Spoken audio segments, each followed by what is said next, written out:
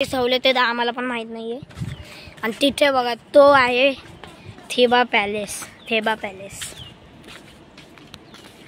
दिसतोय तुम्हाला जो समोर, तोच आहे। तिथेच त्या राजाला कैद केलं होतं इंग्रज लोकांनी। बघा गाईज, हा एकदम जाऊन ते बघा तिथे कॅमेरा पण लावलाय। चला जरा खाली, हे बघा हे इकडनं बघा, ती बघा तोफ पण दिसते तुम्हाला।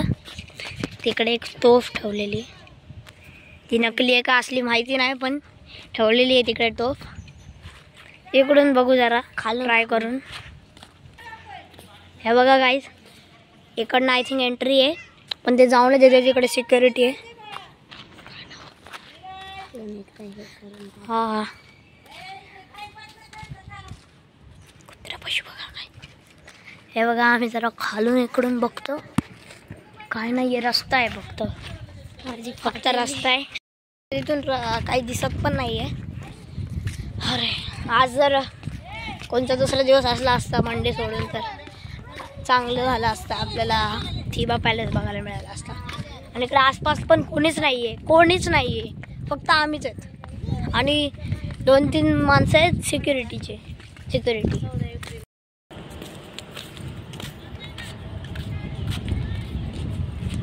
हे बघा गाईज, किती सगळे सीट्स ठेवलेत, कशासाठी